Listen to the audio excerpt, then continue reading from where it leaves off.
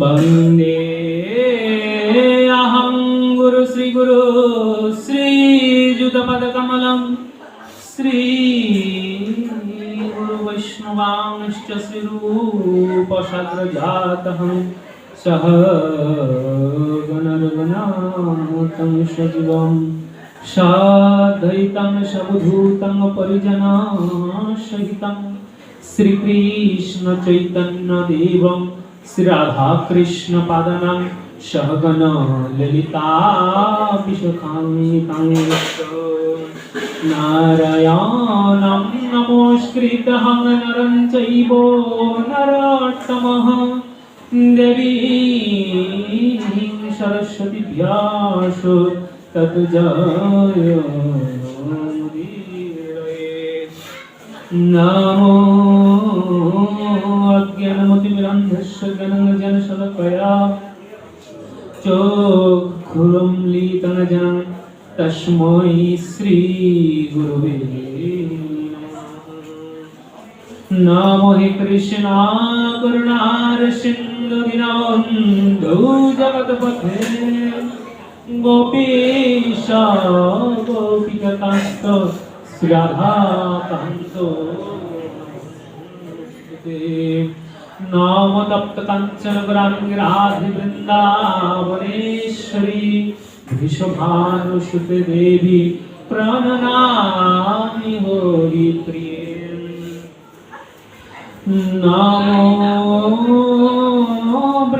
नमो वृंदय तुलसी दिव्याय प्रियाय केशवस्य च विष्णु भक्ति प्रदे देवी सत्यवोते नमो नमः नाम वाञ्छाकल्पतरुभ्यश्च कृपा सिन्धुभ्येव च पतितानां पापनेभ्यो वैष्णवेभ्यो नमो नमः नाम श्रीरूपसी सनातन भट्ट रघुनाथ श्रीजीव गोपाल भट्ट दास रघुनाथ ए छय ब्रजवासीर करे चरण बंधन যাহা হইতে বিঘ্ন নাশ অভীষ্ট পুরাণে মাঝ শ্রীকৃষ্ণ চৈতন্য প্রভু নিত্যানন্দ শ্রী অদ্বৈত গদাধর শিবাসাদি গৌরভক্তবৃন্দ হরে কৃষ্ণ কৃষ্ণ কৃষ্ণ হরে হরে হরে রাম রাম রাম হরে হরে हरे कृष्ण कृष्ण कृष्ण हरे हरे हरे राम राम राम हरे हरे हरे कृष्ण कृष्ण कृष्ण हरे हरे हरे राम राम राम हरे हरे हरे नाम हरे नाम केवलम कल्याणास्ते श्रीगतिरन्नसा ग्रंथे मंगलाचरण करी समापन कृपा करे साधु गुरु वैष्णव जय जय श्रीमान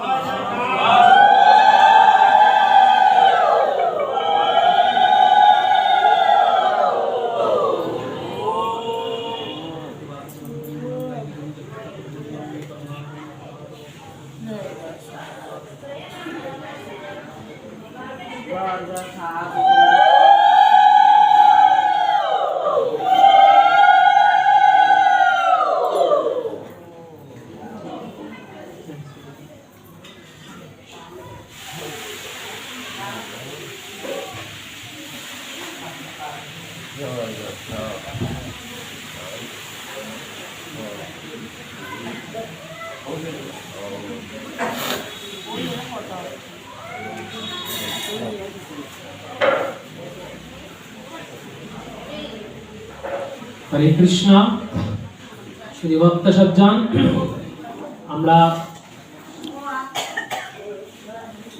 শ্রীমদ্ ভাগবতের আমরা গত দিবসে সপ্তম স্কন্ধে শ্রবণ করেছিলাম। আমরা এবার অষ্টম স্কন্ধে যাব। সেখানে ভগবানের কালকে আমরা প্রহ্লাদ ভক্তশ্রেষ্ঠ প্রহ্লাদ মহারাজের যে ভক্তি, যে ওনার যে ঐকান্তিক একমাত্র যে নিঃস্বার্থ পরিমাণ নিষ্কাম ভক্তির ভাবনাটা আমরা কালকা শ্রবণ করেছি গতকাল। আজ আমরা অনাথের আদি গোবিন্দের পরবর্তী তিনি পৃথিবীতে শ্রীহরির বামন অবতার রূপে আবির্ভূত হয়েছিলেন। তো অনাথের আদি গোবিন্দ যখন দত্তগুরু শুক্রাচার্য ছিলেন, শুক্র শব্দের অর্থ হচ্ছে কি বীর্য শক্তি, আর সে তার ছিলেন আচার্য, মানে অর্থাৎ দৈত্যকুলের শিরোমণি ছিলেন তিনি, দৈত্য গুরু। দৈত্যদেরকে কোন পথে যেতে হবে, কিভাবে স্বর্গ বিজয় করতে হবে, কিভাবে দেবতাদের পরাস্ত করতে হবে, সকল বুদ্ধিদাতাই ছিলেন শুক্রাচার্য। তো এখন এই শুক্রাচার্য কি করেছিলেন, যখন বলি ওনার শুক্রাচার্যের আদেশে, ওনার নির্দেশে, কৌশলে তিনি প্রথমে পাতালের জয়ী ছিলেন, তারপরে মর্তধাম জয় করলেন, তারপরে একে একে করে দেবতাদেরকে পরাস্ত করে অনেক কঠোর শক্তি দিয়ে তিনি স্বর্গকেও দেবতাদেরকে স্থানচ্যুত করে স্বর্গরাজ্য দখল করেন, এবং দেবতারা একেবারে স্বর্গহীন হয়ে যাওয়াতে তারা একেবারে কাঙ্গাল অবস্থা হয়ে গেছে। তো তখন এমন অবস্থায় স্বর্গে যখন দেবতাদের, যখন সূর্য যখন তার শক্তি হারিয়ে ফেলেছে, তখন সূর্যের কি নেই, তেজ নাই, চন্দ্রের আলো নাই, জলের কোনো যে জল দেওয়ার শক্তি, জল দেবতার সে শক্তি নেই, বরুণ দেবতার জলের শক্তি নেই, বায়ু দেবতার বাতাস নেই, ইন্দ্র দেবতার বজ্র নেই, পঞ্চভূতের পঞ্চদেবতার যা যা শক্তি ছিল তার কোনো শক্তির সব শক্তিহীন হয়ে যাওয়ায় পৃথিবীও এক পর্যায়ে মানে ভারসাম্যহীন এবং বেঁচে থাকার জন্য একেবারে স্ত্রীহীন হয়ে গেল। বেঁচে থাকার জন্য সেটার ভারসাম্য গতি কোনো ছিল না। তো তখন ভগবান চিন্তা করলেন, তখন কশ্যপ মুনি গর্ভ থেকে, তো অদিতির গর্ভ থেকে তাদের আবার সৃষ্টি হয়েছিল, দেবতাদেরও সৃষ্টি ছিল। কারণ দেবতারা শরণাগত হলো কশ্যপ ঋষির কাছে আর অদিতির কাছে। বললেন, মাতা, আপনাদের থেকে সৃষ্টি হয়ে তো আমরা এই স্বর্গধাম রাজ্য পরিচালন করেছি, এখন আমরা কিভাবে এই স্বর্গধামকে পরিচালন করতে পারি? তো তখন তো বলছে ব্রহ্মাদেবের কাছে যাও। ব্রহ্মাদেব এবং দেবের আদিদেব মহাদেবের কাছে গিয়ে বলেছেন, তোমরা যার কাছে গিয়েছো সেই আদ্যগুরু তোমাদের মাতা পিতা, এবং ভগবান শ্রীহরির কাছে যখন গিয়েছেন, ভগবান শ্রীহরি বলেছেন আপনারা আগে আপনার আদ্যগুরু মাতা পিতার শরণাগত হন। কশ্যপ ঋষি এবং অদিতির কাছে যখন শরণাগত হয়ে বললেন আমরা কিভাবে কি করতে পারি, তখন শরণাগত হওয়ার পর ভগবান শ্রীহরি নির্দেশ দিলেন যে আমি আপনাদের গৃহে আসবো, তবে শর্ত আছে, আমাকে যদি ভগবানের কাছে আসতে হলে সেরকম ভগবান যার গৃহে আসে তাকে কিন্তু অনেক কঠোর তপস্যা করতে হয়। যেটা যেমন আমরা দেখতে পাই, আমাদের আদি গোবিন্দ যখন তার গৃহে এসেছিলেন, যখন এই বসুদেবের গৃহে, দেবকীর গৃহে ছিলেন, তখনও কিন্তু তাকে অনেক পূর্বজন্মে অনেক সাধনা করে ভগবানকে এই জন্মে পেতে, সন্তান রূপে পেতে হয়েছে, বাৎসল্যভাবে গোবিন্দকে সেবা করতে হয়েছে। তো তখন ভগবান শ্রীহরিও বামন অবতার রূপ ধারণ করে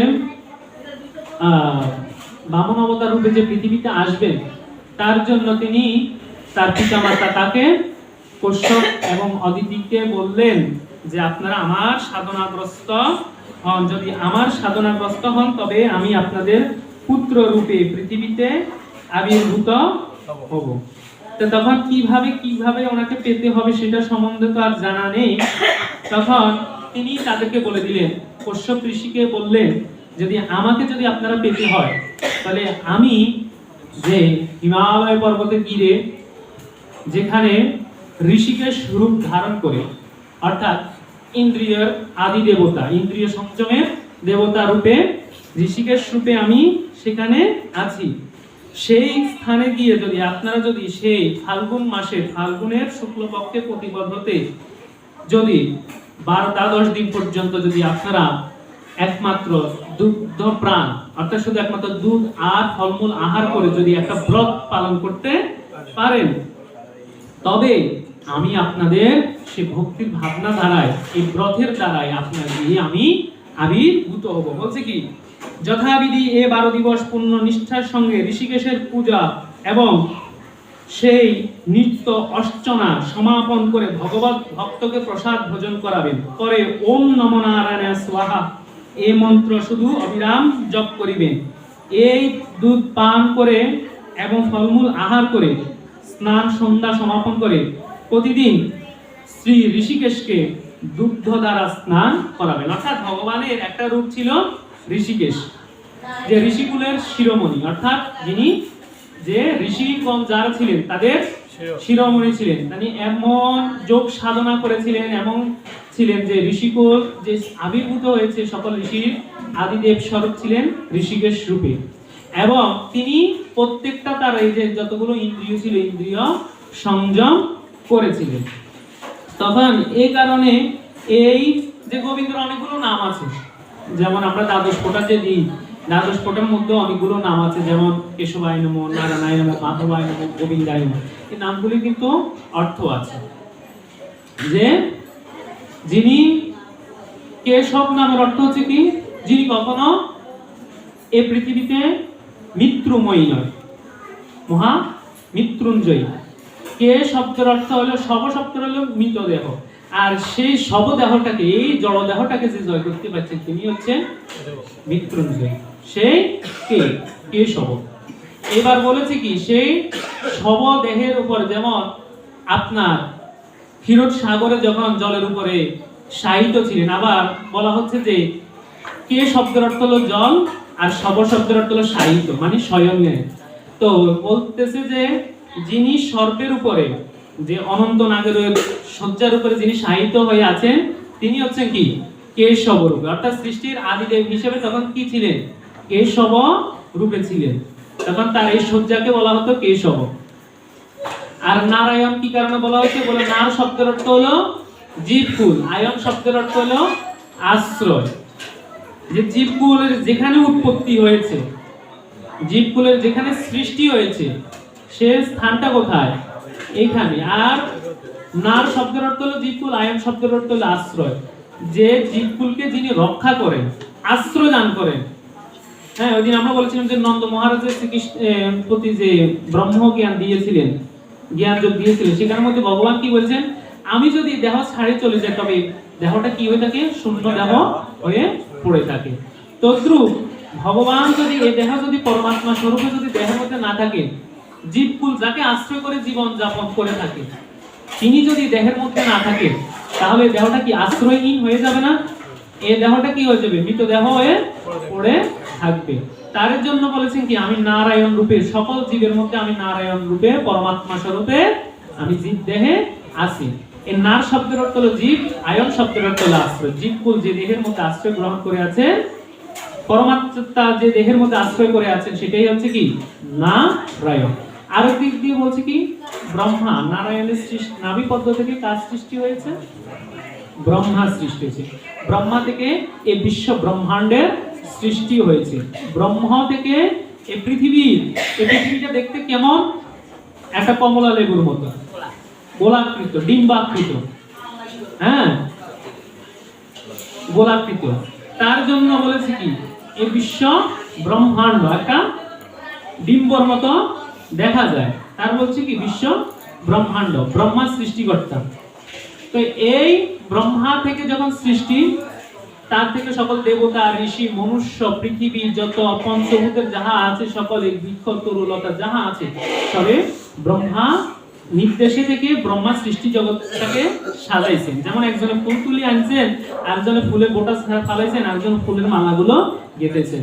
তদ্রূপ এক একজনের কাজটা এক একভাবে সাজাইছেন। একজন একভাবে যদি সহযোগিতা না করে, তাহলে কাজের সুন্দরতা প্রকাশ পায় না। তদ্রূপ এই বিশ্ব জগৎ সাজাইতে কিন্তু গোবিন্দ সবকিছু সৃষ্টি করে দিয়েছেন, কিন্তু এক একজনে এক একভাবে আদেশ দিয়েছেন এই বিশ্বটারে সুন্দর করে সাজানোর জন্য। তো এই গেল কেশবায় নমঃ, নারায়ণায় নমঃ। শুনেন, মন্ত্র শিখে নিবেন। অনেকজনের দ্বাদশ ফোঁটা তিলকের মন্ত্র ভুলে গেছেন, লাভ নাই। দ্বাদশ ফোঁটা তিলক দীক্ষা নিয়ে যদি দ্বাদশ ফোঁটা তিলকের নাম যদি ভুলে যান, তো কিসের আমরা দীক্ষা নাম আর নেওয়ার মাহাত্ম কি রইল? কষ্ট করে সংযম থাকি। গুরুদেব আসলো বাড়িতে, অনেক সুন্দরভাবে আসলেন, আসার পরে আপনিও সুন্দরভাবে গুরুদেবকে আসন প্রবেশন দিয়ে সাদর আমন্ত্রণ করে সম্ভাষণ করে গৃহে তুললেন। গুরুদেব আসতে হলে কিন্তু আমার দেখা গেছে কি, আমরা কালকে শ্রবণ করেছিলাম যে স্বর্গরাজ্যে গুরু সম্ভাষণ দেয় নাই, পরে কি হয়েছে? স্বর্গ থেকে দেবতারা শক্তিহীন হয়ে গেছে, শ্রীহীন হয়ে গেছে। তদ্রুপ যে আমরা বলেছি কি যত রাশি আছে, আপনি সকল রাশি যদি অশুভ থাকে কিন্তু গুরু যদি শুভ থাকে বৃহস্পতি, তাহলে সর্ব শুভ। তদ্রুপ গুরুদেব গৃহে আসলে আগে কি করতে হয়? অন্তত উচিত একটা বস্ত্র পেতে দিয়ে সেখানে আমরা দেখা যায় কি মা লক্ষ্মীকে, এসো মা লক্ষ্মী বর্ষ ঘরে, আমার এই ঘরে থেকে আলো করে। মা লক্ষ্মী শ্রীপূর্ণ আমার শক্তি, এই সকল আমার ধন লক্ষ্মীর কি সৌভাগ্যের প্রতীক, সৌভাগ্যের দেবতায় আমার মা লক্ষ্মী। আর আমার ভক্তির যে কৃপাশ্রয়, যিনি আমার ভক্তির পথ দেখাইছেন, জ্ঞান চক্ষু উন্মোলিত করেছেন, সে গুরুদেব যখন গৃহে আসে, আমরা গুরুদেবকে সেভাবে কি ঘরে তুলতে পারি? আমরা তুলি ঘরে সেভাবে? দেখা গেছে কি বছর ঘুরে একবার যখন মা লক্ষ্মীর অবশ্যই অর্চনা আসে, আমরা প্রত্যেকে মা লক্ষ্মীর কাছে যেমন ধন সম্পদ চাই, কারণ ধন সম্পদ যদি না থাকে তাহলে আমি কি দিয়ে বা গোবিন্দ সেবা করবো, কি দিয়ে বা ওনার দান করবো, যাই কিছু করবো, ওনারও তো কৃপার প্রয়োজন আছে। হ্যাঁ অবশ্যই। তো যেদিন মা লক্ষ্মী আসবে সেদিন আমরা কি করি? আলপনা দিয়ে, কত ধূপ দীপ জ্বালিয়ে, সকল কিছু দিয়ে সাদর সম্ভাষণ করে মা লক্ষ্মীকে যেন এই ঘরটাকে সাজিয়ে তুলি, যেন আমার মা লক্ষ্মী যেন এই ঘরে বিরাজমান করে। তদ্রুপ আমাদের গুরুদেব যখন প্রত্যেকের যার যার আপন আপন গুরুদেব যখন আসে গৃহে, অন্তত চেষ্টা করবেন গুরুদেবকে যতটুকু আপনার সাধ্য অনুযায়ী যতটুকু সম্ভাষণ করে স্বাগত জানিয়ে গুরুদেবকে গৃহে তুলতে হয়। তাহলে গুরুদেব যদি এই গৃহে প্রবেশ করে, তখন গুরুর মন যদি আনন্দিত হয়, ভক্তের হৃদয় আনন্দিত হয়। এই যে আপনি যখন দেখা গেছে আমরা আলপনা দিয়ে মাকে সুন্দর করে সাজিয়ে মা লক্ষ্মীকে আহ্বান করি, আমার গৃহে পদার্পণ করো, কৃপা করো। আমরা গুরুদেবকেও তো সেভাবে ফুল পুষ্প, যে আমাদের বস্ত্র পাতিয়ে, পুষ্প দিয়ে, ধূপ দ্বীপ দিয়ে গুরুদেবকে আমার গৃহে স্বাগত জানানো। যদি ওনার প্রবেশের সময় যদি ওনার হাসি মুখ থাকে, প্রবেশের সময় যদি ওনার যে আপনার সম্ভাষণে যদি ইয়ে থাকে, তাহলে কিন্তু আপনারও সে যে মনোবাঞ্ছা, সে বাঞ্ছাটাও কিন্তু সর্ব সিদ্ধিপূর্ণ হয়ে থাকে। এগুলি কিন্তু আমাদের জানার প্রয়োজন আছে। তো যে কারণে যেমন দেবতারা পর্যন্ত যখন গুরুকে যখন ঠিকভাবে সম্মান করতে পারে না, গুরু মর্যাদা যখন অমর্যাদা হয়েছে, যেখানে গুরুদেবের মর্যাদা তখন গুরু অমর্যাদা হয়েছে, সেখানে কি হয়েছে? দেবতারা পর্যন্ত স্বর্গ থেকে বিতাড়িত হয়েছে। তাহলে আমাকে গুরুদেব জ্ঞান চক্ষু উন্মিলিত করে দিলেন। সেই গুরুদেবকে যদি আমি আনন্দের সহিত যদি গৃহে যদি নাই তুলতে পারি, তাহলে তো আমার এই যে ভক্তি দিলেন, শক্তি দিলেন, সেই সৌভাগ্যটা আমার হলো না। তো যে কথা বলছি, তো চেষ্টা করবেন অন্তত তিলক ধারণা মন্ত্রগুলো জেনে নেওয়ার জন্য, কারণ এই 10টা দ্বাদশ ফোঁটা দ্বাদশ জন দেবতা বিরাজমান করে থাকে। আর এগুলো যদি ধারণ না করেন, যদি এগুলো মন্ত্র সহকারে যদি উচ্চারণ না করে, এগুলো কিন্তু আপনার পরকালে সাক্ষী দিবে, যে বলবে যে মানব তুমি আমার এই দেহগুলোর মধ্যে, এই জায়গার মধ্যে কি করো না, তিলক ধারণ করো নাই। এগুলো কিন্তু তখন আপনার সার্থকতা দিবে, মানে সাক্ষী দিবে। আর এগুলোর মধ্যে তিলক ধারণ না করলে আপনার ইন্দ্রিয় কি হয়ে যাবে? এই যেমন ইন্দ্রিয় চেতন থাকবে কিভাবে? শরীর থেকে আমাদের ঘুমের ভাব, ভাব, এগুলো দৌড়বে কিভাবে? ষড়রিপু যাবে কিভাবে? এই যে দেহটাকে সাধন, অর্থাৎ যতটুকু ধর্মকর্ম আমার গুরুদেব আমাকে দেহের মধ্যে দ্বাদশ ফোঁটা দিয়েছে, দ্বাদশ ফোঁটা যদি আপনি যদি এগুলো ধারণ না করেন, এগুলোর প্রতি যদি চেতনা না রাখেন, এগুলো তো অচেতনায় থাকলে আপনাকে ওই নিদ্রার মধ্যে, ঘুমের দিকে, নানা দিকে আপনাকে ধাবিত করে দিবে। তো সুতরাং আপনাকে এগুলোকে ধারণ করতে হবে। গুরুদেবের কাছ থেকে নাম নিলে হবে না, গুরুদেবের সে নামে করণিকা করণক্রিয়া আপনাকে করতে হবে। তো এ ললাটে কেশবায় নমঃ, নভে নারায়ণায় নমঃ, বক্ষে মাধবায় নমঃ বলছে, যিনি রাধা কৃষ্ণের মধুর ভাব দিয়েছেন তিনি হচ্ছেন কি? মাধব। যে রাধা গোবিন্দের যে মধুর ভাব আমাদের জগতের মধ্যে প্রকাশ করেছেন, এমন সুন্দর মধুর রস দিয়েছেন, হ্যাঁ, যে বৃন্দাবনের ব্রজ বালক ব্রজ সখী ব্রজ গোপী যারা আছিল, গোবিন্দকে যদি বলে সূর্য দিন একদিন যদি আকাশে যদি আলোটা না হয়, মেঘলা মেঘলা করে যখন রাখে, তখন সবাই কি হয়, মনটা খারাপ হয়ে যায়। সকাল হইলো না, দুপুর হইলো না, রাত্রি হইলো, সেটা বোঝা যায় না, সবাই ঘড়ি দেখতে হয়। যেমন শীতকাল আসলে তাই অনুভব করতে পারবে। তদ্রুপ গোবিন্দ যেদিন যদি বৃন্দাবনে বা সবার সাথে যখন যদি বংশী বাদন না করতেন, সবাইকে যদি বংশী বাদন করে সবাইকে যদি আনন্দ না দিতেন, সবাইকে যদি ডেকে টেনে না নিতেন, সবার মনও এরকম মেঘমণ্ডিত হয়ে থাকতো, যে মনোমালিন্য হয়ে থাকতো, মনের মধ্যে সেদিন আর আনন্দ থাকতো না। এই যে তাদেরকে মধুর আনন্দ দিয়ে তিনি সবসময় তাদের মধ্যে একটা চেতনা জাগ্রত করে রেখেছেন, তার জন্য ওনাকে ভক্তগণ তাকে কি নাম দিয়েছে, মাধব। তাহলে বক্ষে মাধব, আর গোবিন্দ কি, কণ্ঠে শ্রী গোবিন্দায় নমঃ। এখন গোবিন্দ হচ্ছে আমাদের কোথায়, কণ্ঠের মধ্যে তিনি গোবিন্দ রেখেছেন। যিনি ভক্তদেরকে আনন্দ দিতেন তিনি হচ্ছেন কি, গোবিন্দ। যেমন বৃন্দাবনে ব্রজ বালক, এবং কি ওনার বংশী বাদন শুনবার সাথে সাথে যত ধেনুগণ যা ছিল, যত ময়ূর ময়ূরী যা ছিল, সবাই কৃষ্ণের কাছে আসি সবাই আলিঙ্গন দেওয়া শুরু করতো। বংশী বাদন দেখা গেছে কি, আমরা গাভী একটা পিছনে ঠেলতে ঠেলতে ঠেলতে ঠেলতে মাঠে নেওয়া হতো, কিন্তু গোবিন্দের এমন বৃন্দাবনে গাভীগুলো এমন ছিল, যখন গোবিন্দ বংশী বাদন করতেন, তাদের বংশী বাদনের সুরে ওই বৃন্দাবন ওনার পিছনে পিছনে গাভীরাও ছুটতো, ময়ূর ময়ূরেরও ছুটতো, গোপ বালকরা ছুটতো, সবাই ওনার পিছনে পিছনে ছুটতে থাকতো। এমন মধুর সুর ছিল ওনার এই বংশীর দ্বারা। এই কারণে বলছি, সবসময় মাতা পিতা বৃন্দাবনের ব্রজবাসী সবাই আনন্দ দিয়ে রাখতেন বলে ওনার নাম হচ্ছে গোবিন্দ।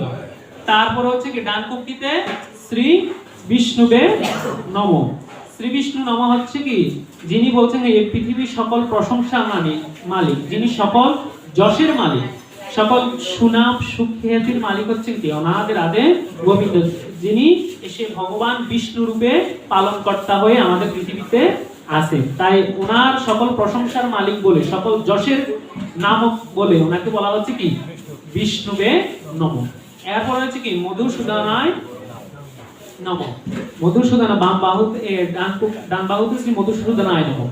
এই বাহুর মধ্যে মধুসূদন রূপে, মধু এবং সুদন নামে দৈত্যকে, মধু নামক এক দৈত্যকে বিনাশ করেছেন বলে, নাশ করেছেন বলে ওনাকে নাম দেওয়া হয়েছে মধুসূদন। এবং বিপদ থেকে ত্রাণকারী, বিপদ বঞ্চন শ্রী মধুসূদন। বিপদ থেকে আপনি রণে বনে জঙ্গলে যখনই বিপদে পড়বেন, সেই মধুসূদন নামটা স্মরণ করার জন্য বলা হচ্ছে। এক বালক, শিশু বালকের শাস্ত্রে বলা হচ্ছে যে সে তার গুরুর আশ্রমে যাবে, প্রতিদিন ওই আশ্রমে যেতে তার ভয় হতো, এই আশ্রমে দিয়ে যেতে তার ভয় হতো, সবসময় ভয় করে চিৎকার করতো, ভয় করতো। কিন্তু মা আর সন্তান ছিল, মা তো আর প্রতিদিন যাওয়া হতো না সাংসারিক কর্মের কারণে, সন্তানকে এভাবে পাঠিয়ে দিতেন। তো বনের মধ্যে নানা রকম জীব জন্তু এবং নানা রকম অশুভ অনেক শক্তির কারণে তার একা একাই বনের মধ্যে যেতে তার হৃদয়ে ভয়ের ভাব থাকতো। তো তখন প্রতিদিন এভাবে ডাকলো। পরদিন ছেলে আসে বললো যে মা, আমি তো গুরুর আশ্রমে যেতে পারবো না, গুরুর আশ্রমে যেতে আমার খুবই ভয় লাগে। বলছে তুমি যাওয়ার সময় সর্বদা মধুসূদন দাদা, মধুসূদন দাদা বলে ডাকিও। ঠিক আছে, যখন সে ছোট্ট শিশু, নিষ্পাপ শিশু হৃদয়টির মধ্যে শুদ্ধ ভক্তি ছিল, এক মনে এক ধ্যানে, যখন প্রতিদিন সে আনন্দ সহকারে মধুসূদন দাদা বলে খুব আবেগের সাথে যখন চিৎকার করে ডাকতো গোবিন্দয়ে, সেই মধুসূদন রূপ ধারণ করে আসে, তাকে প্রতিদিন পারাপার করে দিয়ে যেত।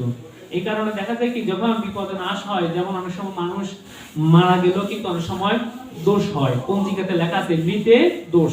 দেখবেন যে কোনো সময় কিছু কিছু সময় মানুষ মারা গেল, কিন্তু সেটা পরিবারের জন্য অশুভতা বয়ে আনে। দেখা গেছে কেউ মারা গেলে একজনের সাথে সাথে আরো দুইজন তিনজনও চলে যায়। কখন? যেমন অমাবস্যা তিথি, তারপরে দেখা যাচ্ছে প্রতিপদ তিথিগুলোতে, এরকম অনেকগুলো তিথি আছে, যে সকল তিথিগুলোতে মারা গেলে, এগুলো পঞ্জিকার মধ্যে লেখা আছে, শনিবার বা এর সকল তিথি আছে, বিভিন্ন বিভিন্ন সময়গুলো আছে, গ্রহণকালীন সময় মারা গেলে, এই সকল সময়গুলোতে মারা গেলে তিনটি দোষ একত্রিত হলে তখন ত্রিপাদ দোষ হয়। আর এই ত্রিপাদ দোষ যখন হয়, তখন দেখা গেছে কি পরিবারের মধ্যে যে কোনো একজন ব্যক্তিকে কি করে, সে ওই মানে সংসার থেকে নিয়ে যাওয়া ধন সম্পত্তির উপরে প্রভাব পড়বে, নাহলে নিজের পরিবার আত্মীয় স্বজনের উপরে প্রভাব, এটা একটা প্রভাব পড়ে।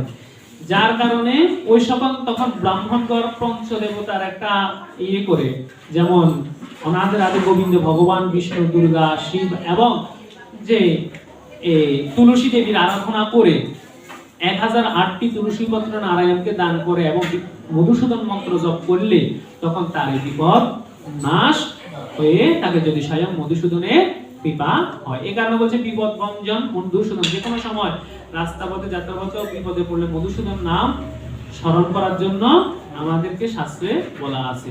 তারপর মধুসূদনায় নমঃ, ত্রিবিক্রমায় নমঃ বলছে তিনটা পৃথিবীকে তিনি এ স্বর্গ মর্ত্য পাতাল, পৃথিবীতে তিনটা ভুবন আছে, এই তিনটা ভুবনকে তিনি পালন করেন, ক্রমান্বয়ে সুন্দরভাবে জয় করেছেন, পালন করতেছেন বলে ওনার নাম হয়েছে ত্রিবিক্রমায় নমঃ।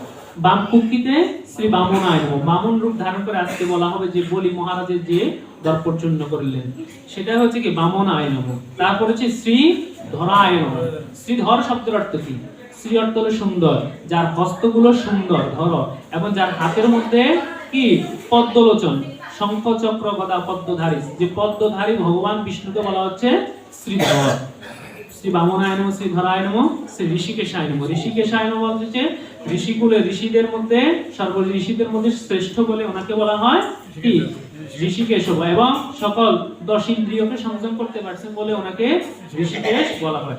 আর পৃষ্ঠে হচ্ছে কি পদ্মনাভায় নমঃ। পদ্মনাভ শব্দের অর্থ কি? যার নাভি থেকে পদ্ম সৃষ্টি এবং সে পদ্মনাভায় নমঃ। এই নাভি থেকে পদ্ম সৃষ্টি হওয়ার ফলে ওনাকে একটি নাম দেওয়া হয়েছে কি পদ্মনাভায় নমঃ। আর কারণ এই পদ্মনাভি থেকে তো আমাদের এই বিশ্ব ব্রহ্মাণ্ডের সৃষ্টি হয়েছে, মনুষ্য জীব জন্তু সকল কিছু সৃষ্টি হয়েছে, তাই জীবগণ ওনাকে স্মরণ করতে হয় বলে পদ্মনাভায় নমঃ। আর শ্রী হচ্ছে শ্রী দামোদরায় নমঃ।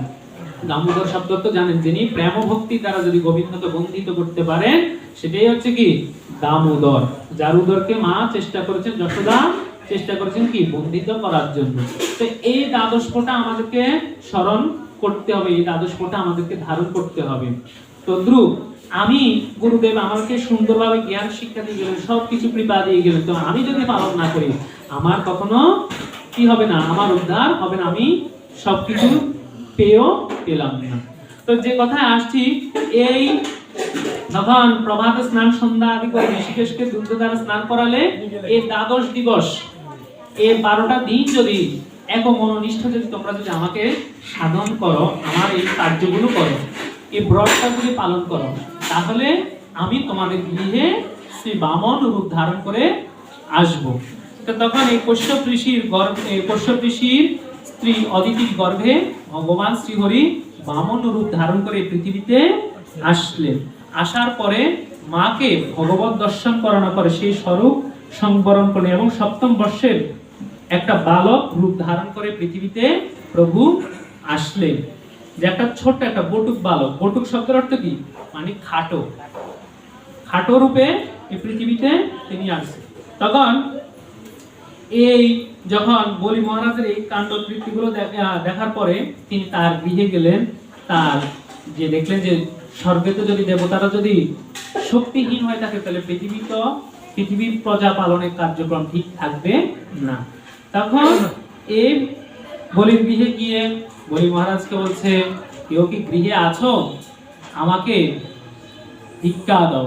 বলছে ভবাতি ভিক্ষাং দেহি, শাস্ত্র বলছে ভবাতি ভিক্ষাং দেহি, যদি কেউ থাকো এই ব্রাহ্মণকে ভিক্ষা দান করো। আর এমন অবস্থায় যজ্ঞ করতে বসলেন কে? যে ওই দৈত্য গুরু শুক্রাচার্য এবং বলি মহারাজ মিলে একসাথে যজ্ঞ আসনে বসলেন, যজ্ঞেতে বসলেন। আর তখন শুক্রাচার্য তো একজন গুরু এবং সে আচার্য, সে জানে যে এটা ভগবান শ্রীহরি বামন রূপ ধারণ করে তার কাছে আসছে, তার কাছ থেকে এই সম্পদগুলো যদি ছিনিয়ে নিয়ে যায় তবে তিনি দেবতাদেরকে এমন অর্পণ করে দিবেন এবং বলি মহারাজকে সম্পদ থেকে বঞ্চিত করে দিবেন। এখন যার কারণে ওই দৈত্যগুরু শুক্রাচার্যের বারবার বাধা দিচ্ছেন যে তুমি উঠে যেও না যোগ্য আসন থেকে বসলে আর ওঠা যায় না, তুমি উঠিও না। বলছে না, আমার গৃহের দ্বারের সামনে যদি কোনো ব্রাহ্মণ, কোনো অনাহারী, কোনো ক্ষুধার্ত, কোনো পথিক যদি আসি, যদি আমার কাছে হাত পাতে, আমি তাকে কখনো খালি হাতে রিক্ত হস্তে ফিরিয়ে দিব না। আর যদি আমি ফিরিয়ে দিই তাহলে বিশ্ব ব্রহ্মাণ্ডে বলবে যে বলি মহারাজ সর্বমর্ত পাতাল বিজয়িতা, তার গৃহের দুয়ার থেকে আজকে একজন ব্রাহ্মণ ফিরে আসছে, তার কিসের এত দানের অধিকারী, সে কিভাবে এত দানবীর হলো। তখন জগতে, কারণ অসুরের আবার নিজেদের প্রশংসা বা সবসময় সুখ্যাতি গুলো বলছেন কি গীতার মধ্যে বলছেন কি দৈবাসুর সম্পর্কে, যে আমি অসুররা মনে করে কি আমি ঈশ্বর মানি না, আমি এই পৃথিবীতে ঈশ্বর, আমি ভোগী, আমি যোগী, আমি সর্বশ্রেষ্ঠ। হিরণ্যকশিপু মনে করেছিলেন কি যে আমারে ভজনা করো, আমাকে ভজনা করলে আমি কি হব, আমাকে ভজনা করলে তোমরা উদ্ধার হবে। হিরণ্যকশিপু বলছে কি আমি ঈশ্বর মানি না, ওই যে ঈশ্বর অস্তিত্ব বিশ্বাস করে না। বলিরাজও মনে করছেন কি আমি দানবীর, এই পৃথিবীতে আমার মতন এর দানই আর কেউ নাই, তার দান করলে আমাদের দানের ভিতর যেন কদাপি অহং ভাবটা যেন না থাকে। তো বলি মহারাজ এভাবে বারবার বলতেছেন যে আমার মতন এই দানবীর নাই, আমি যদি আমার এই স্থান থেকে যদি কোনো ব্রাহ্মণ যদি রিক্ত হস্তে ফিরিয়ে যায় তবে এই জগতে আমার কলঙ্ক বয়ে যাবে। তখন তিনি যোগ্যস্থান থেকে উঠে বললেন, ওনাকে প্রণাম করে বললেন, ব্রাহ্মণ বর আপনি আমার গৃহে আসি আমাকে খুবই আনন্দিত করেছেন, আপনি কি চান? বলে শুনেন, আপনি তো ছিলেন কে, আপনি পরম ধার্মিকের পুত্র নাতি কে, আপনি পরম ধার্মিকের পৌত্র, যে প্রহ্লাদ মহারাজ ছিল আপনার পিতামহ, আর আপনি হচ্ছেন বিরোচনের পুত্র। আপনার পিতামহ প্রহ্লাদের এমন ভক্তি ছিল যে ভক্তিটাকে ভগবান স্বয়ং একটা স্তম্ভ থেকে বের হয়ে ওনাকে রক্ষা করলেন, সে বংশের আজকের নাতি আপনি। আপনাদের তো অনেক সুখ্যাতি রয়েছে পৃথিবীতে, অনেক রয়েছে। এভাবে শুনে শুনে বলি মহারাজের তো আরো আস্তে আস্তে নিজের বলতেছে বা সুন্দর কথা, নিজেদের প্রশংসা শুনতেছে, নিজের মধ্যে আত্মতৃপ্তি বেশি বেশি হচ্ছে। তখন বলছে যে আমি আপনাকে কি দান করতে পারি, আপনি কি চান? বলে আমি ছোট মানুষ, আমি আপনাকে চাওয়ার মতো এই পৃথিবীতে আপনাকে কাছে চাওয়ার মতো এমন কিছু নাই, আপনি দাতা দিকের শ্রেষ্ঠ, তাই হেরাজ আপনার কাছে আমি কি আর চাইবো, মাত্র আমার এখানে তিনটি পদ রয়েছে, এই তিনটি পা রাখার মতো যদি কোনো ভূমি থাকে, ত্রিপাদ ভূমি যদি থাকে, তিনটি পা রাখার জন্য যদি কোনো ভূমি থাকে, সে ভূমি আপনি আমাকে দান করুন। বলে মাত্র ত্রিপাদ ভূমি, এখানে তো দাঁড়িয়ে আছেন, এখানে তো আমার বিশ্ব স্বর্গ মর্ত পাতালে বিজয়িতা, সর্বমর্তের বিজয়িতাই আমি, আমার কাছে আর কি বাঁচা? তো তখন বলছে ঠিক আছে, তাহলে তুমি দান করবে? বলে হ্যাঁ আমি অবশ্যই দান করবো। আপনি সামান্য জিনিস যখন চেয়েছেন, আপনি কি এর চাইতে আরো অনেক স্বর্ণ কাঞ্চন যা যা আছে, হীরা রত্ন এগুলো চাইতেন, আমি আপনাকে সেগুলো দান করতাম। বলে আমার বেশি দরকার নাই, আমার অল্প একটুরে প্রয়োজন। বলে অল্প করে তোমার পরীক্ষা হবে যে তুমি কতটুকু উত্তীর্ণ, তুমি কতটুকু দানি, সেটা তোমার দানের পরীক্ষা হবে। তখন বলছে আগে ব্রাহ্মণের দান করতে হলে আগে মুখ আচমন করতে হবে, আচমন করার পর তুমি যাহা বলবে কমণ্ডলে জল থেকে তোমাকে আচমন করানো হবে, আচমন করানোর পরে তুমি যে বাক্য দিবে সে বাক্য তোমাকে পালন করতে হবে। বাক্য যদি তুমি লঙ্ঘন করো তাহলে তুমি অপরাধী হবে, বাক্য ভ্রষ্টকারী হবে, ব্রাহ্মণকে প্রতিজ্ঞা করে প্রতিজ্ঞা লঙ্ঘনকারী হবে। তখন জল কি করলো, কমণ্ডল থেকে জল দিতে গেল। এই মতো অবস্থায় ওই শুক্রাচার্য বারবারে বাধা দিচ্ছে ঠিক দান থেকে বিরত করার জন্য। শুক্রাচার্য এক পর্যায়ে কি হয়েছে, একটা মাছির রূপ ধারণ করে ওই কমণ্ডলের যে জলের নল ধার আছে, যে নল দিয়ে জলটা বের হয়, সেই নলের ভিতরে যাই চুপ করে বসে রইলেন। এবং বসার সাথে সাথে কি করলেন, বারবার চেষ্টা করতেছেন জল দেওয়ার জন্য তার হাতে, কিন্তু তিনি জলটা বের দিচ্ছেন না। তখন তিনি কি করলেন, একটা কাঠি নিলেন, কাঠি নিয়ে বলছে নিশ্চয়ই কোনো মনে হয় একটা মাছি বা কোনো কীট পতঙ্গ এটা ভিতরে আটকে গিয়েছে, কারণ ভগবান তো জানেন এটা করেছে কে, যে এটা শুক্রাচার্যের কাজ। তখন কি করছে, একটা কাঠি দিয়ে যখন এভাবে গুতা দিল, সাথে সাথে ওনার একটা চক্ষু কি হয়ে গেল, অন্ধ হয়ে গেল, টপ টপ করে রক্ত পড়ছে। আর এই চোখের যাতনা তিনি কি করলেন, এবার সূক্ষ্ম রূপ থেকে ওই থেকে কমণ্ডলের জলাধার থেকে বের হয়ে তিনি দাঁড়িয়ে পড়লেন। আর সেখান থেকে উনি যখন আচমন করে ওনাকে বললেন, আমি আপনাকে ত্রিপাদ ভূমি দেওয়ার জন্য আপনার কাছে প্রতিজ্ঞাবদ্ধ। এভাবে বলার সাথে সাথে এবার যে একটা শিশু বালক দেখেছিল, একটা খাটো মানুষ দেখেছিল, তার অপার দেহ ধারণ হয়ে গেল, হইতে হইতে হইতে হইতে বিস্তীর্ণ ওনার এমন দেহ হলো যে ভগবানের মহিমা বিরাট দেহ তার মধ্যে প্রকাশ করলো।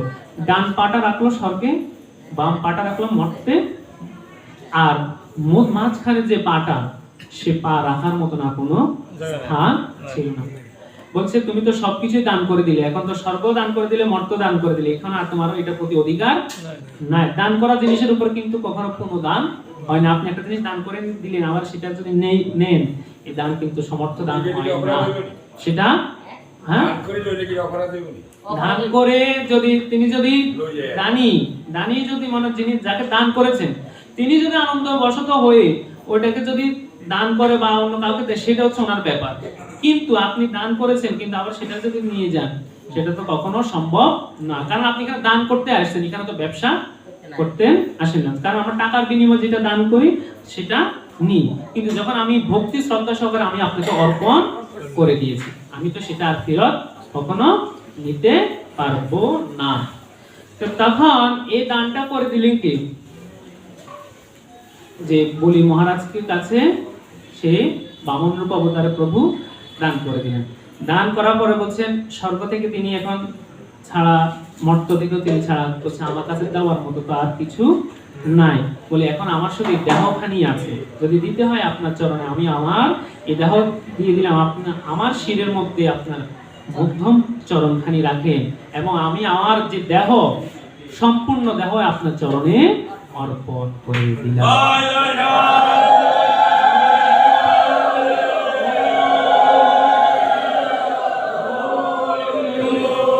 তো দান করা যাওয়ার পরে বলছেন কি, এই যে বলছে নববিধা ভক্তির সর্বশ্রেষ্ঠ, বলছে শ্রবণে কে শ্রেষ্ঠ, কীর্তনে কে শ্রেষ্ঠ, এরকম একটা প্রকার রয়েছে।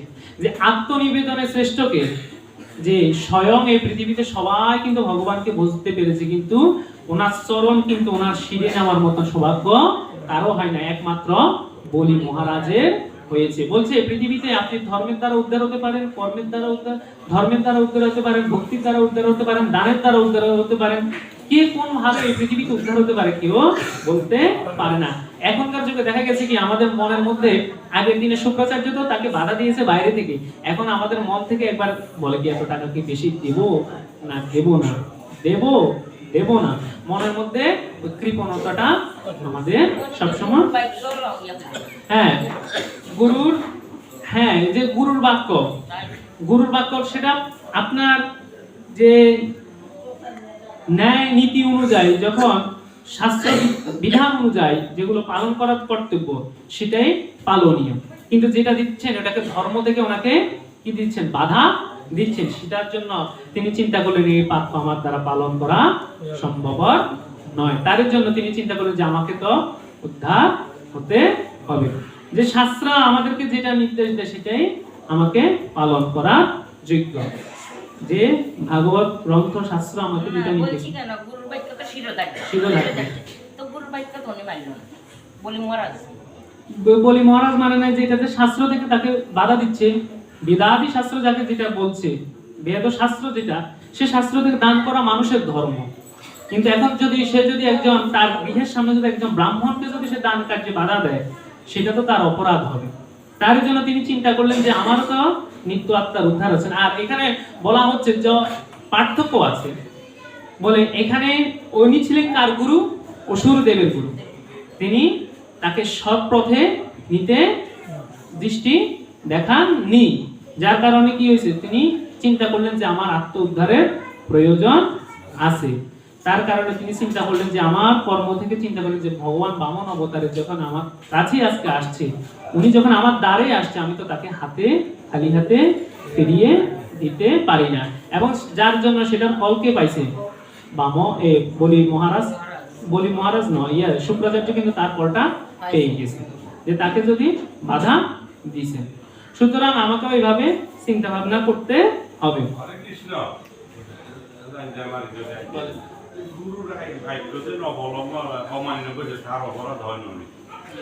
এখন গুরুর বাক্য সেটা বলছে কি, যখন গুরুদেব যে বাক্য দিবে সেটা পালন করা অবশ্যই মানুষের প্রয়োজন, কিন্তু শাস্ত্র ন্যায় নীতির বাইরে যদি কোনো পালনীয় আমাদেরকে দেয়, যেমন যেটা কি অসুরের গুরু ছিল কে, দৈত্য গুরু ছিল কে, শুক্রাচার্য, আর দেব গুরু ছিল কে, বৃহস্পতি। আপনি যে কোনো জিনিস খেতে হলে কয় জল খাও কি জল খাই বা আমরা দুধ খাই, যেটাই খাই ছাঁকি খেতে হয়, যেটা এর মধ্যে কোনো ইয়ে নাই। তো আমাকে সেই কথাগুলো চিন্তা করতে হবে, গুরুদেব যাহাই করো কিন্তু আমাকে চিন্তা করতে হবে, যখন গুরুদেব আমাকে যে কৃপা দিয়েছে বা যে কথাগুলো বলেছে সেই কথা আমার শাস্ত্রাদির সাথে সম্পৃক্ত যে কথা, সেগুলো আমাকে পালনীয় হতে হবে। এটা তো তাকে ধর্ম দিক দিয়ে বাধা দিতেছে, তার জন্য সেটার ফল ভগবানও দেখাই দিয়ে গেছে। কথা বুঝে গেছে? গুরুর বাক্য অবশ্যই পালনীয়, কিন্তু এখন গুরুদেব আপনাকে ধর্ম বাক্য দিল, কর্তব্য কর্মের পালন দিল, কিন্তু আপনি যদি সেগুলো পালন না করেন সেটা আপনার অপরাধ হবে। গুরুদেব কখনো বলবে না এটা কার গুরু বলেছে, এটা তো অসুরের গুরু, অসুর কুলের গুরু বলে তো তিনি এই কথা বাধা দিতে পারছেন। একজন যদি আজকে তিনি যদি সেরকম দেব গুরু হতেন তাহলে কি তিনি এটা বাধা দিতেন? বৃহস্পতি যদি হতেন তাহলে বাধা দিতেন? এটা তো বলেই দিয়েছে এটা কার গুরু, অসুরদের গুরু, তিনি তাকে ধর্ম থেকে বাদ দিতে চাইছেন। সুতরাং আমাকে বুঝতে হবে, আমাকে সেই ভাবনা দ্বারা আমার গুরুদেবকে আমাকে কৃপা আশ্রয় গ্রহণ করতে হবে। এটা তো আমার কথা না, এটা তো ভাগবতীয় শাস্ত্রের কথা। তিনি তো ভগবানে তো সেটার ফল দেখাই দিয়েছেন, এই কারণে তো দুই গুরু দিলেন। দুইটা গুরু কেন দেখাইলেন? একটা দেবগুরু দিলেন আর একটা অসুর কুলের গুরু দিলেন। যার যেখানে পাওয়ার উপযুক্ত তাকে সেখানে দিয়ে গেছে। বলছে কি গীতার মধ্যে বলছে অসুর প্রবৃত্তি নিবৃত্তি জানে না, অসুরের মধ্যে সৃষ্টি নাই, তারা জানে না যে আমি পৃথিবীতে কিভাবে সৃষ্টি হয়েছে। যদি অসুরের যদি জ্ঞান থাকতো তাহলে তো এই পৃথিবীতে এতবার ধ্বংস হওয়ার কোনো প্রয়োজন ছিল না। হিরণ্যকশিপু কেন? তাহলে তো দেখা গেছে পিতাও তো ধর্মের বাধা দিলে পুত্ররে, পিতার বাক্য তো পুত্রে পালন করা উচিত, তো সে পিতাও তো তারে বাধা দিল, বলে তুমি হরি সাধন করিও না, বাধা দিছে না? ধর্ম আমাদেরকে এখানে বুঝাইছে, যখন আপনাকে সৎ পথে গুরুদেব, যখন আপনাকে ধর্মপথে সৎ পথে পিতা মাতা যখন আপনাকে ধর্মপথে সৎ পথে আশ্রয় করে দেন, তখন বুঝতে হবে যে আমার সেটা প্রাপ্য। যখন আমাকে ধর্ম বাধা দিতেছে, কর্মে বাধা দিতেছে, আমার যেগুলো করণীয় দরকার, আমার আত্মার উদ্ধার করা দরকার, বলছে কি এই জন্মে না আমার আপনি পিতা মাতা, পরের জন্মে কি আমার পিতা মাতা হবে সেটা তো আমার জানা নাই। আমরা তদ্রুপ কিন্তু মা বাবা সৃষ্ট জীব, আমরা মা বাবাকে কখনো অস্বীকার করতে পারি না। তারপরে প্রহ্লাদ মহারাজ কি বলছেন? বলছে যে আমার বাবা মাকে প্রভু তুমি উদ্ধার করে দিও। তার বাবার প্রতি একটু মাত্র বিদ্বেষ হিংসা ভাব তার মনের মধ্যে আসে না, শ্রদ্ধা কমে না। বলছে কি প্রভু আমার পিতা ভুল করেছে, তাকে তুমি নিজ গুণে ক্ষমা করে দাও, তুমি তোমার নিত্যধাম বৈকুণ্ঠ থেকে তাকে আশ্রয় করে দিও, তার ভুল ত্রুটি পাপ ক্ষমা করে দিও। তো অনেক সময় চলার পথে দেখা গেছে কি পিতা মাতার অনেক ভুল ত্রুটি থাকবে, জীবনে সকল অনেক সময় অনেক ভুল ত্রুটি থাকবে, সেগুলোকে আমাদেরকে দেখে শুনে আমাদেরকে সেভাবে চলতে হবে। ভুল ছাড়া কেউ এই পৃথিবীতে শুদ্ধ হতে পারে না।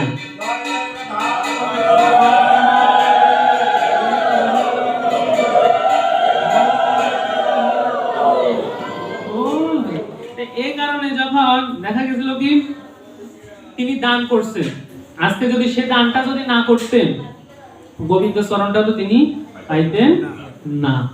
সুতরাং এই কারণে গীতার মধ্যে 3 প্রকার দানের কথা বলছে। এই অর্জুন যখন উপযুক্ত সময় দান করা কর্তব্য, দান করা কর্তব্য, ইহা ভাবিয়া উপযুক্ত সময়ে উপযুক্ত স্থানে যে দান করা হয় তাহাই সাত্ত্বিক দান। এ শাস্ত্রে বলছে, ভাগবতে বলছে, মনু মহারাজ ভাগবতের নির্দেশ এবং মনু মহারাজ বলেছেন যে স্নানে যেমন শরীর শুদ্ধ হয়, দানে ধন শুদ্ধ হয়। তবে কোন ধন? আপনি যেটা কষ্ট করে উপার্জন করছেন, আরেকজনের জিনিস চুরি করে আনি যদি দান করেন সে দান কখনো হবে না। এই দানের দ্বারা কিন্তু আরো খারাপ প্রভাব সৃষ্টি হতে পারে। ভাগবতের নির্দেশ অনুযায়ী এবং মনু মহারাজের বাক্য অনুযায়ী বলেছেন যে পৃথিবীতে যে কোনো ব্যক্তি দশমাংশ পৃথক করে, যে সৎ উপার্জিত ধনের দশমাংশ থেকে 1/5 পৃথক করে রাখি ভাগবত সেবা এবং ধর্মকর্ম পালন করার জন্য এবং পর উপকার দান করার জন্য, ভাগবত সেবা পর উপকারে দান করার জন্য ভগবান নির্দেশ দিয়ে গেছে। মনে করেন আপনি 100 টাকা তো উপার্জন করছেন আজকে, সেই 100 টাকা থেকে 10 ভাগের 1/10 10.100, সেখান থেকে 10 টাকা ভগবানের আপনার প্রাপ্য। যে মনু মহারাজ এই নিয়মকে পরিবর্তন করে তিনি বলছেন যে দশমাংশর মধ্যে 1/5 গোবিন্দের জন্য ভাগবত সেবা ধর্মকর্ম করার জন্য রাখবেন। কারণ কলিযুগের অনেক কিছুর দুর্মূল্য অধিক হবে। মহারাজ বাক্য করে দিয়ে গেছেন যে কলিযুগের জিনিসের দাম বাড়বে, এটা কিন্তু তিনিই বলে দিয়ে গেছেন, দেখেন শাস্ত্রে বলে দিয়ে গেছেন। তাই তিনি এ রূপে পরিবর্তনে বলেছেন যে ভাগবত কামায় শব্দের উল্লেখ রয়েছে, অর্থাৎ গৃহস্থ লৌকিক সুখ ভোগে সামান্য ধন উপযোগ করতে পারেন, তাতে পাপ নয়, তবে বিবেকের সঙ্গে ধন উপার্জন করা চাই। আপনি যদি আপনার আত্ম অভিলাষী আভিজাত্যে যদি অনেক লোক অর্থ ব্যয় করে থাকে, তা কিন্তু উচিত নয়। অর্থ হচ্ছে শ্রী লক্ষ্মী মাতার স্বরূপ, তার অনাদর করলে তিনি অভিশাপ দিয়ে থাকেন। গৃহস্থকে উপার্জিত ধনের এক অংশ সঞ্চয় করা কর্তব্য, কারণ তার বৃদ্ধ অবস্থায় পুত্রের নিকট থেকে অর্থ যাচাই করার জন্য আর তখন প্রয়োজন হয় না। কলিযুগে অনেক পুত্রই পিতা মাতার সেবা করে না, যা অর্থ প্রাপ্তির হয় তা স্ত্রীকে প্রদান করে।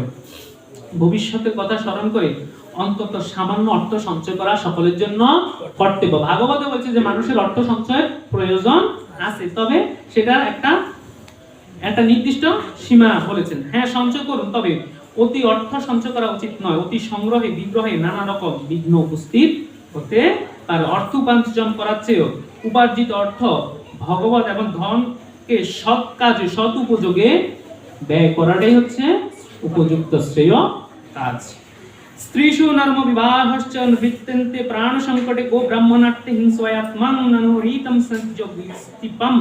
গুরু শুক্রাচার্য বলিকে বলিলেন, ত্রিপাদ ভূমি বিষ্ণুকে দান করিলে তুমি কষ্ট পাবে, বিষ্ণু বিরাট স্বরূপ ধারণ করে তোমার সর্বস্ব হরণ করে নিবে। এই শ্লোকটা এখানে মাহাত্ম্যটা এখানে প্রকাশ করে দিয়ে গেছে। তো এই কারণে বলছে উপযুক্ত সময় দান করা কর্তব্য ভাবিয়া উপযুক্ত সময় উপযুক্ত স্থানে যে দান করা হয় তাহাকে সাত্ত্বিক দান করা। উপযুক্ত সময় কি, উপযুক্ত স্থান কি, উপযুক্ত ব্যক্তি কি, তাহলে বুঝতে হবে। উপযুক্ত সময় মানে যেমন অক্ষয় তৃতীয়া, সেদিন আপনি যত ধর্ম করবেন, কর্ম করবেন, দান করবেন, সকল কিছু আপনার এই জন্মে জন্মে অক্ষয় হয়ে থাকবে। গোবিন্দের মন্দিরের জন্য, ভগবানের জন্য, গোবিন্দের মন্দিরের জন্য, কোনো বৈষ্ণব সেবার জন্য, কোথাও নাম কীর্তন হইতেছে সেটার জন্য, কোনো মন্দিরে আজকে হয়তো আপনি দুটো ফল আনি দিয়ে যদি গোবিন্দকে ফল সেবা দান করলেন, সেটা হতে পারে। আপনি শ্রী গুরু বৈষ্ণব বা ব্রাহ্মণকে দান করলেন ভক্তি করে, সে দানটাও আপনার সেদিন অক্ষয় হয়ে থাকবে। এটা বলা হচ্ছে এই একটা সময়, জন্মাষ্টমী, রাধা অষ্টমী, হ্যাঁ। তারপরে বলা হচ্ছে কি, এই সকল তিথিগুলোতে পবিত্র দামোদর মাস, এই দামোদর মাসে যে কোনো দান যাহা করা হবে, যতগুলো দান, যতগুলো যাই কিছু করা হবে, প্রত্যেকটা দানগুলোই অক্ষম হয়ে পৃথিবীতে থাকবে। যদি হতে পারে সেটা অন্নদান, সেটা হতে পারে নাম দান, ভক্তদেরকে আনন্দ দান, হরিকথা শ্রবণ দান, যাহা যাহা আছে, গোবিন্দকে জল ফল সেবা দান। আপনি যদি ফলও না কিনতে পারেন, অর্থাৎ আপনি আপনার সামর্থ্য নাই, দুটো ফুল আনিয়ে যদি গোবিন্দের চরণে দেন, তুলসীও যদি গোবিন্দের চরণে দান করেন, সেটারও এই মাসের ফল আছে। তাই বলছে উপযুক্ত সময়ে উপযুক্ত স্থানে। উপযুক্ত স্থান কোথায়? মন্দিরে, নিজের গৃহ মন্দিরে বা নদীর তীরে, গঙ্গায়, গঙ্গা তীর্থে, বৈষ্ণব সেবায়, ভক্ত সম্মুখে যদি কোনো কিছু দান করা হয়, সে দান অবশ্যই কি হয়ে থাকে? পবিত্র, অক্ষয় হয়ে থাকে।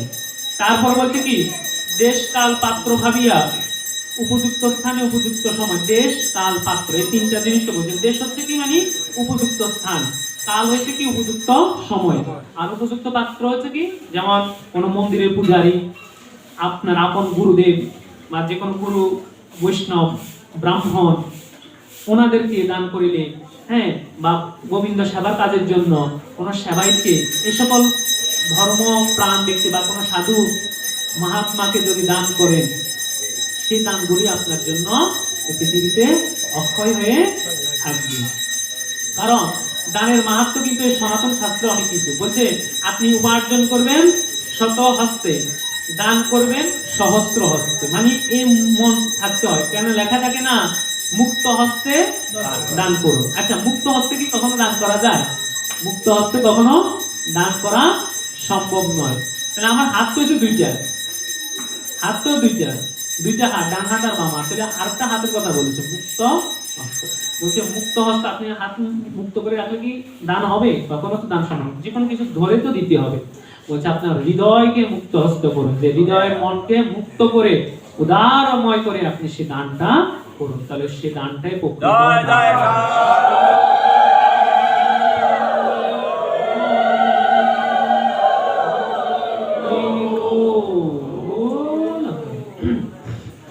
তো এখন বলেছি উপযুক্ত সময় উপযুক্ত স্থানে যে দানের কথা বলেছি সে এরকম দান। তাই এ পৃথিবীতে অনেক দানের কথা বলেছি, বলছে কলিযুগের সর্বমেষ সবাং দান অন্ন দান বিশ্বস্বতী। এই পৃথিবীতে যদি কোনো দান থাকে, কলিযুগে যদি সর্বশ্রেষ্ঠ দান থাকে সেটা হচ্ছে অন্ন প্রসাদ দান, অন্ন দান। তবে কোন অন্ন?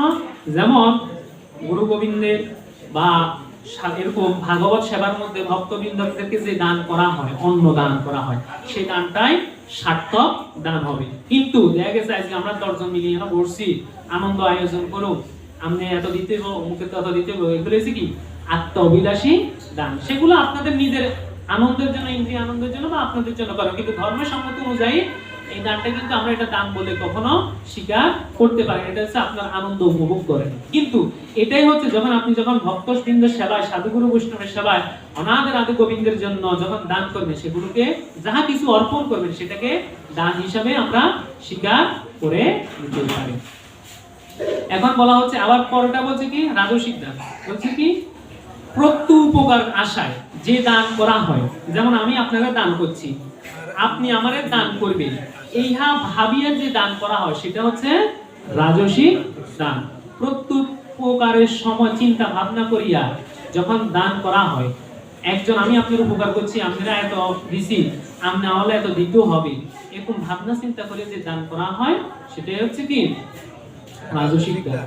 আর তামসিক দান হচ্ছে কি অস্থানে, অসময়ে, হ্যাঁ, অপাত্রে যে দান করা হয়, বা তাচ্ছিল্য সহিত, অবহেলা সহিত, গাফিলতির সহিত।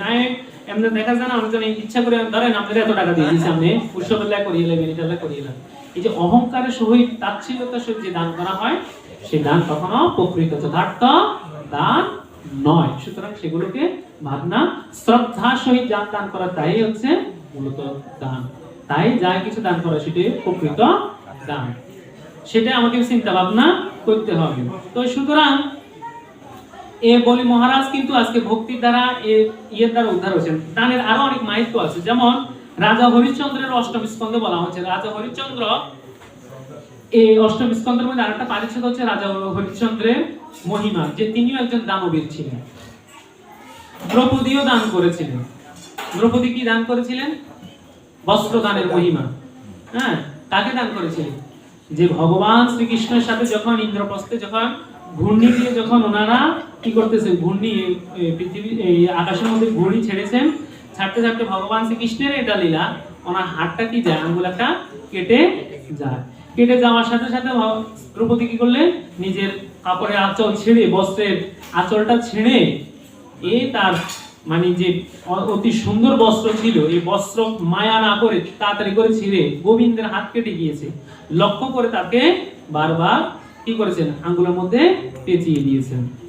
আর দেওয়ার পরে সে দানের ফল গোবিন্দ দিয়েছে। আবার আরেকদিন কি হয়েছে, দ্রৌপদী যখন একদিন সখীদের সহিত, ওনার দাসীদেরকে সহিত একসাথে যখন একটা নদীর সমুদ্রের পাশ দিয়ে যাচ্ছিলেন, একজন ঋষি স্নান করছেন। হ্যাঁ, একজন ঋষি স্নান করছেন।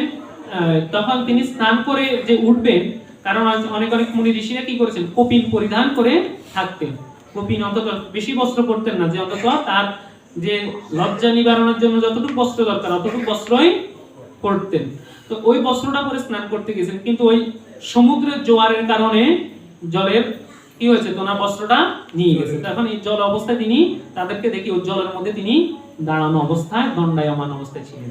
তখন এই কি করলেন, দ্রৌপদী তার নিজের বস্ত্র, তার গায়ের ওড়নাটা কি করলেন, বস্ত্রটা তিনি ওই জলের মধ্যে রেখে তিনি তার দাসী সহ সবাই স্থান থেকে চলে গেলেন। আর তখনই ওই ঋষি বস্ত্রটা পরিধান করে যখন জল থেকে উঠে আসলেন, তখন আশীর্বাদ করছে, বলছে, মা, তোমার কখনো পৃথিবীর বস্ত্রের কখনো অভাব হবে না। হয়েছিল অভাব, যত বস্ত্রটা দুঃশাসনে তত বস্ত্রের হয়েছিল, কখনো অভাব হয়েছিল? ভগবান শ্রীকৃষ্ণ যখন কৃপা করে তাকে এক একটার পর এক একটা বস্ত্র দিয়ে যখন তার লজ্জা নিবারণ করে দিচ্ছেন, তখন কি তার বস্ত্রের অভাব হয়েছে? হয় না। তাই বলছে এই কলিযুগের সর্বশ্রেষ্ঠ দুটি দানের মহিমা হচ্ছে, একটা হচ্ছে অন্নদান, একটা হচ্ছে বস্ত্র দান। এই দুটো দানের মহিমা অনেক বিশাল।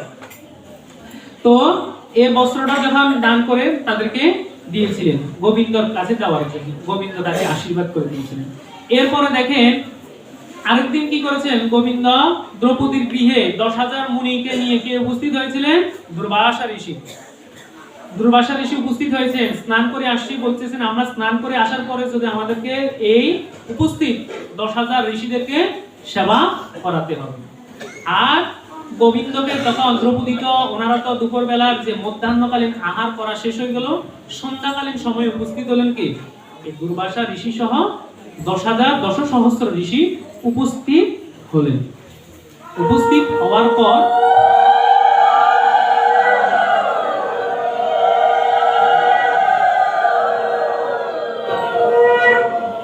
তো এখন এই 10 সহস্র ঋষি নিয়ে যখন উপনীত হলেন, হওয়ার পরে তখন তিনি চিন্তা করলেন তাদের আহার শেষ, এখন কি দিয়ে তাদেরকে সেবা করাবেন। দেখেন আমরা খেতে বসলে যতটুক পারি ততটুক প্রসাদ গ্রহণ করবেন, প্রসাদের কখনো অপচয় করবেন না। প্রসাদের অপচয় করলে কিন্তু এর ফল ভালো হয় না, কারণ একটা অন্যের সাথে কিন্তু একটা ব্রহ্মের সৃষ্টি, বুঝতে হবে। কারণ অন্ন হইতে মেঘ, মেঘ হইতে অন্ন, অন্ন হইতে জীবের জন্ম, আর কলিযুগে মানুষের কি গত প্রাণ, অন্নগত প্রাণ।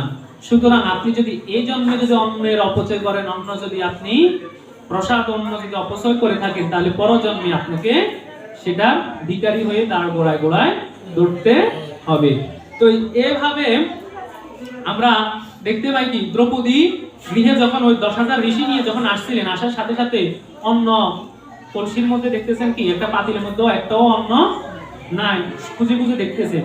তখন গোবিন্দকে বারবার স্মরণ করছেন, গোবিন্দ গোবিন্দ তুমি দয়া করে আমাকে আগে আজ এই ঋষিদের কাছ থেকে, অভিশাপের কাছ থেকে তুমি আমাকে রক্ষা করো। তখন তিনি কি করলেন, আসার পরে ভক্তের কাছে ভগবান তার গৃহের আড়াল থেকে আসে উপস্থিত হয়ে খুঁজতে খুঁজতে একটি অন্ন মাত্র দেখলেন।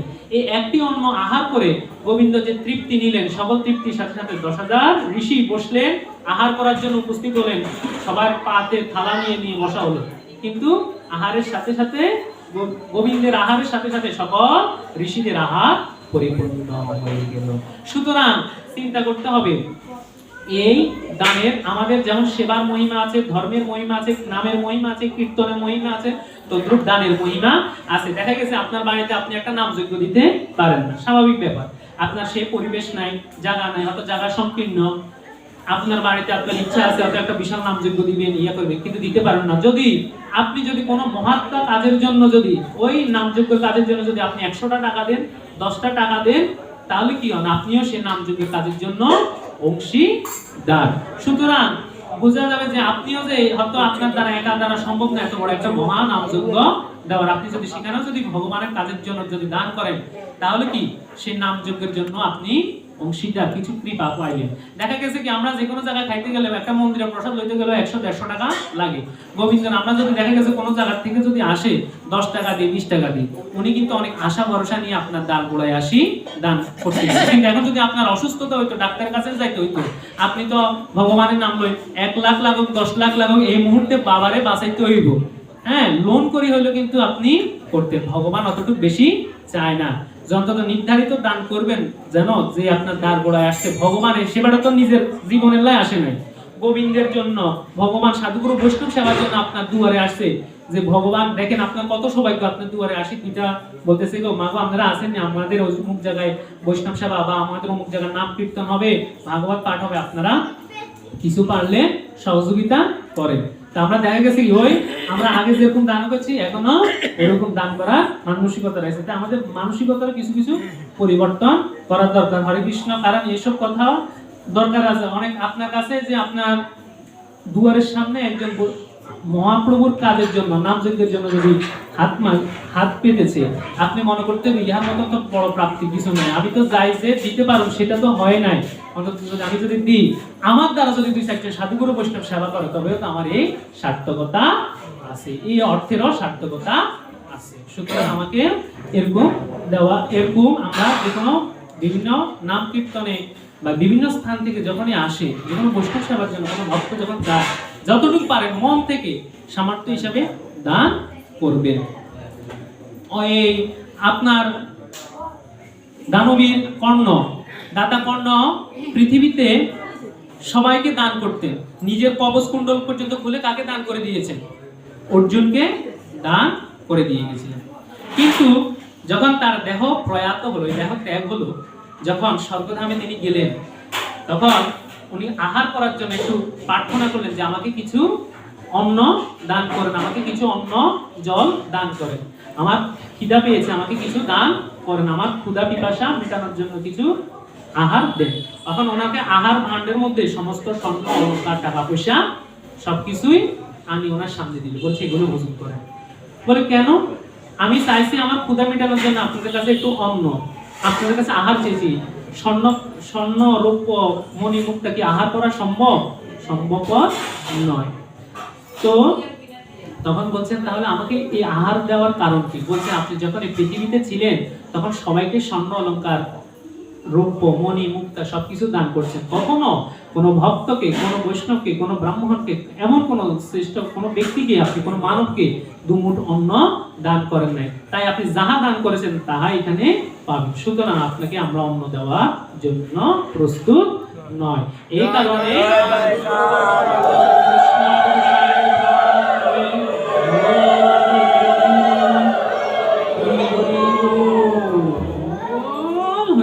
তো এই স্কন্ধে কিন্তু আরেকটাও রাজা হরিশ্চন্দ্রের পাঠও আসছিল, কিন্তু সেটাও কিন্তু দান নিয়ে কথা, খুব সুন্দর কথা ছিল, কিন্তু সময়ের কারণে আর সেটা সম্ভবপর নয়, কারণ সময়টা আমাদের নির্দিষ্ট।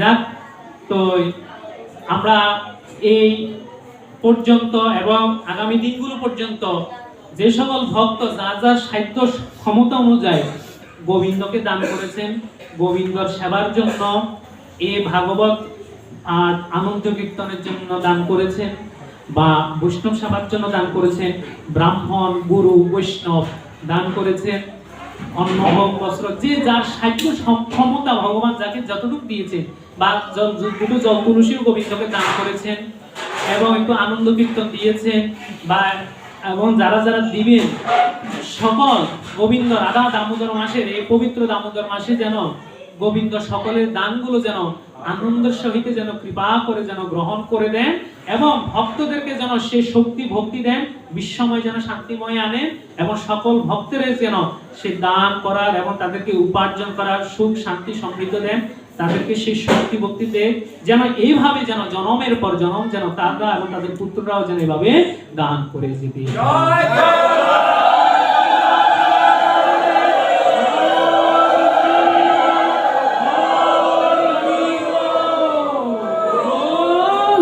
গোবিন্দের চরণে আমরা এই নিবেদন করে আজকের ভাগবত পাঠটা এখানে বিশ্রামে রাখবো।